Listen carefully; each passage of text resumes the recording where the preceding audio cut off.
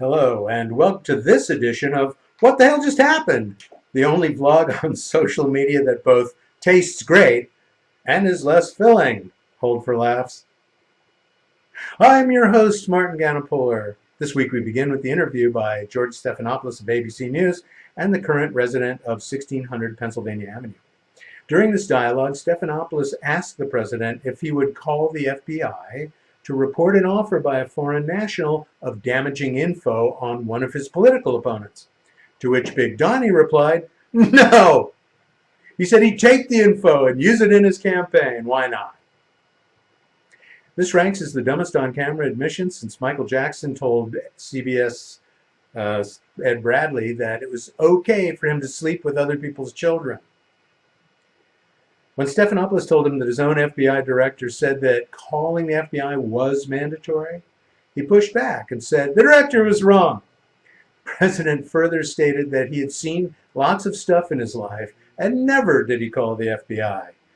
Oh, let me call the FBI. Give me a break. Life doesn't work that way. Well, this begs the question, what stuff did he see that didn't rise to the level of calling the FBI?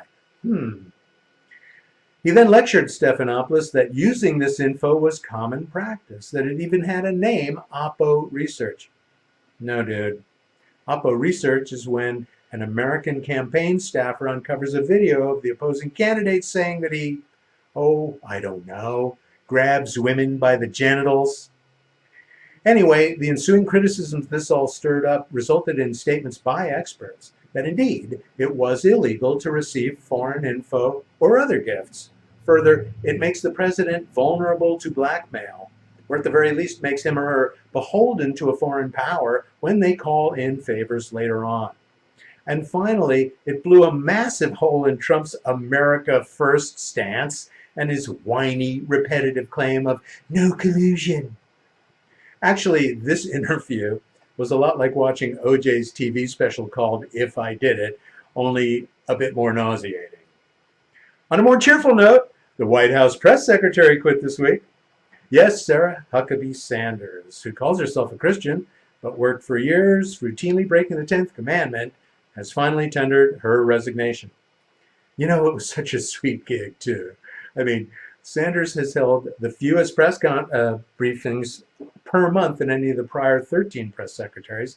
She only held 3 in the last 8 months. I only have one question. Sarah Huckabee Sanders, what the hell took you so long? Next, we proceed to the Gulf of Oman, where several oil tankers were attacked and abandoned by their crews. The Secretary of State and the U.S. President both immediately blamed the Iranian Navy for the attack. Iran denied it. Then the U.S. military released a grainy black and white video of a boat removing something from the hull of a Japanese tanker. It kind of looked like a 1991 surveillance video of a gas station robbery. This was cited as proof positive that Iranians had set off mines as its means of attack.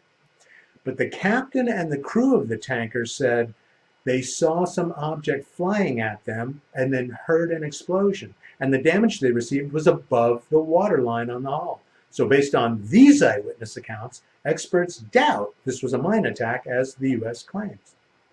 It probably was an Iranian attack as a way of squeezing Europe for international sanctions against them.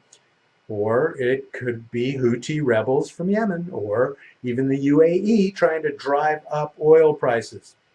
Face it, the Gulf region is the geopolitical equivalent of an Agatha Christie novel. But as I said in last week's vlog, the execs in the defense industry just high-fived each other, strapped on the lobster bibs, and started shopping for summer homes in the Hamptons. Finally, we gratefully step back to the relative sanity of Niles, Illinois, where police officer Brian Zagorski is a patrolman. Earlier this week, Officer Zagorski saw a homeless man almost trip and fall on the worn-out rubber soles of his shoes as he was walking down the street. The officer approached the man, started talking to him.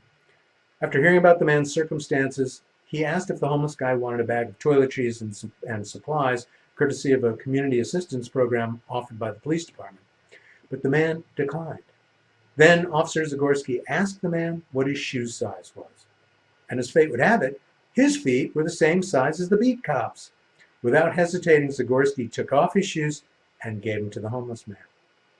After making sure that his new acquaintance didn't need any other assistance, the man happily strolled away with a nice new pair of shoes on his feet. I was happy, Zagorski told WGN-TV. I made a difference. And that's essentially what we sign up to do, is to make a difference. I totally agree, officer. I think we all sign up for that duty in this lifetime. Don't you? That wraps up this edition of What the Hell Just Happened. We'll see you next week. Bye for now.